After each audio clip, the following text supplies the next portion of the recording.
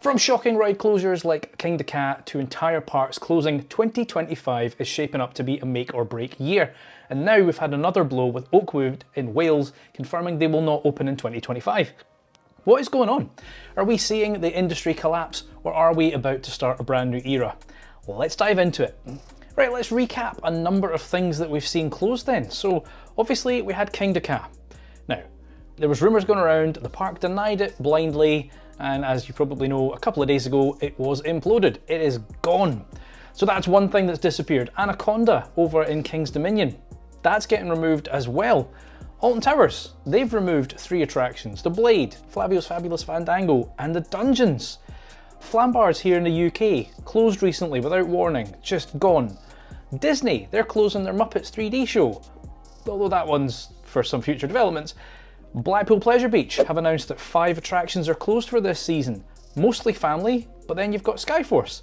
And then of course today we've just had an announcement that Oakwood will not operate in 2025, and it's uncertain whether or not this will return ever again. There's been pictures shown of rides being removed. So you can see from this list that nothing is safe, whether it is a kids ride or a thrill ride, whether it is a UK park or a US park, everything is being impacted right now. And there are a number of different reasons for this. Now I'm going to look at a couple of the parks specifically and just look at the examples of why this might be happening. Now we're going to start with Blackpool. They've obviously announced 5 attractions that are closed this year. Now again, that's a vague statement. Is it just this year? Will they come back next year? Or are they being removed? That is still unclear, but if you look on a map, it feels like they're clearing out a specific part of this park. Now they've said that in this case, the attractions were less popular. And they are all the smaller family rides apart from Skyforce, which I mentioned earlier, which is turning 10, so potentially is coming up to the end of a license. So maybe that one is just getting a retheme and coming back as, I don't know, Pleasure Beach Airways or something. They've said that they are in an evolutionary phase.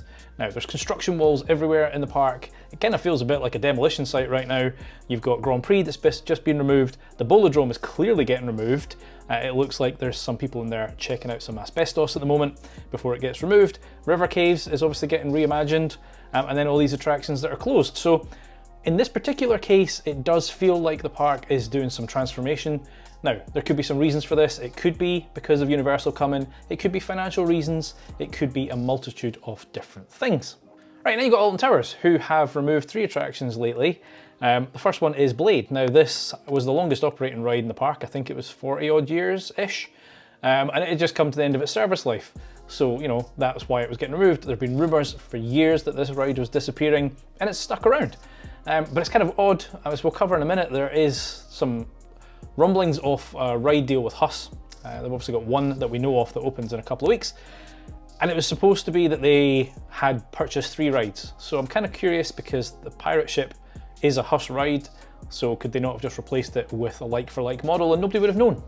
So, because that space is very, very narrow. Like, there's not a huge amount you can get in there. The other one that was removed was Flavio's Fabulous Fandango.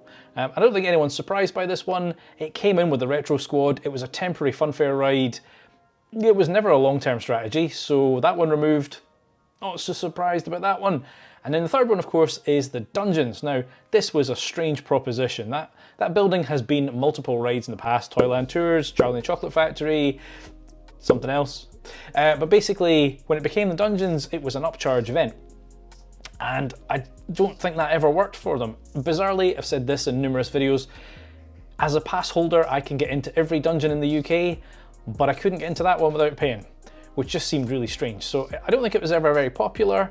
I certainly never went into it, never appealed to me, and allegedly it was quite expensive to run for actors' costs and all that sort of stuff. So I'm not surprised that that one has gone either. Now, as I said a minute ago, they obviously are putting Intoxicator in a couple of weeks' time. Well, it's in already, but it'll open in a couple of weeks' time. I will be there on opening day. And so there's some stuff coming, but then they've taken 3 out and only brought 1 in. So it's kind of currently a watered down solution. However, I think if you've seen the other videos I've done, there's wider issues here in the Merlin group than just at Towers. And I think that might be telling. Merlin seem to be pushing all their money down south at the moment. Chessington's getting all the love, probably in anticipation of Universal. But yeah, Towers has just kind of been left a little bit at the moment. And then over in America, you've got the Six Flags chain. Now, There's a few things here. They merged last year. Six Flags and Cedar Fair merged to become one massive company. And I think after they did that, the new board of directors have just been brutal. They are butchering their parks. In fact, I'm pretty sure there's rumblings that they're actually selling some of the parks entirely. But if you look at Six Flags Great Adventure, which I'm going to later this year, they've stripped out about 5 or 6 attractions. Kingda Ka being one of them. So Kingda Ka, Green Lantern, Parachutes, Cyborg, I think. There's a number of attractions that they have scrapped. And in this case, it feels like this is all about money. It's all about saving money. Some of those attractions were either not popular or ridiculously expensive to run. Kingda Ka specifically, it was an old Intamin hydraulic launch. They are notorious for being expensive to maintain, also potentially risky. Now, if you remember Top Thrill Dragster at Cedar Point, that obviously had an accident, and then it was transformed into Top Thrill 2 with Zamperla. I think that is kind of been the nail in the coffin for Kingda Ka, because the moving to LSM with Top Thrill 2 is way, way more economic, it's cheaper to run, cheaper to maintain, etc. That transformation has not been a success. It operated for 8 days and then remained closed for the remainder of the season. Now, it was supposed to reopen for us at the start of the 2025 season, but I think if that had been a success, we probably would have still had Kingda Ka with us, but just reimagined in some new form. This new company, this new board, seem to be all about how can they save money and make things cheaper to run, etc. Actually, going back to Blackpool, that's kind of what they did with Valhalla. You know, that was an expensive attraction to run with the gas and the water, etc. Still is, but they've scaled it back. They've got rid of that cool room, the gas is more efficient, all that sort of stuff. So I think that's part of the trend that we're seeing here, is that parks are struggling financially, and so they're just making things more efficient. And we'll cover that in a minute, because that is impacting some of the rides. So you look at this on a wider scale, then there's a number of things. Now, I've just touched on the ride maintenance and that being, you know, making it more efficient. There's also the running costs of it as well, though, because, you know, energy isn't cheap, right? We're all feeling that. All of our bills have gone up. So, you know, they want to have rides that are more efficient and cost less to run. In addition to that, there's also the lasting effects from the pandemic. Now, obviously everything shut down. Tons of parks had plans that got scrapped, plans that got pushed back, etc. And although, I mean, for the most part, everything is back to normal, if you will, there's still the impact on everybody's pocket, right? The cost of living crisis, you know, it's everywhere you look. People are struggling financially, and there's a lot of people just cannot afford to have the luxury of going to a theme park. So even though the visitor numbers have started to climb back up again after the pandemic, it's pretty clear that things just are not back to that original level, and parks just aren't making as much money as they once did. Now, this introduces a new problem for the industry, because all the parks are trying to save money. They want these new shiny things, but they don't have the same massive budgets that they've had in the past. So they basically still want these great new coasters, these new experiences, these thrilling rides, but they're not prepared to pay as much as they were in the past. And the only way that that can happen is if manufacturers change the designs of these rides. And one of the kind of most notable examples right now is B&M. B&M have gone from being an industry leader in terms of build quality to a manufacturer that seems to be known for a bit of a rattle these days. Nemesis here in the UK is a classic example. It got completely retracked in 2023-24, and although I still enjoy the ride, and many of you still do, everybody has mentioned this rattle on the train. It's not just Nemesis though, because there's a brand new attraction in America called Rapterra. It's a wing coaster, which I'll hopefully get on later on this year, and if you see that, it is absolutely bouncing along the track, and actually if you look at the track isn't very smooth. Now, why is that? Has B&M just forgotten how to make rides? Well, no, they haven't. Of course they haven't. But the reason that B&M was so good in the past is because they have ridiculously tight tolerances on their attractions from an engineering point of view. Which basically, if you don't know anything about engineering, is you manufacture something to a specific size, the tolerance is how close to that size can it be.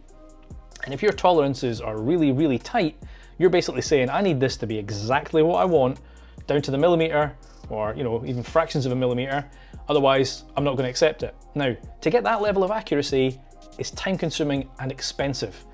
So it's looking a lot like manufacturers like B&M have just went, well, we would normally have a tolerance of 1 millimeter, we can get away with 2. It's less difficult to make. Now, That's fine, doesn't reduce the ride safety in any shape or form, but it does mean that things can move around a little bit more than they could have previously, and I think that is why we are starting to see this rattle on attractions. And yeah, it's all about saving money. Now, don't worry though, this is not the first time we've seen this. In the past, when we have been going through recessions, parks have had to do similar things before. They've been brutal and got rid of less popular attractions and the more expensive attractions to be more efficient. So this feels like a cyclic pattern in the industry, and hopefully we are at the turning point for a new era of rides and parks. But when you see closures, it is always worrying. I'd love to know your thoughts on this one. Are you worried about the industry, or are you excited about its future? If you have enjoyed this one, hit that like button, do hit subscribe and make this number go up for me. I've been Chris, you've been watching Coaster Dad, and I shall see you in the next one. Adios!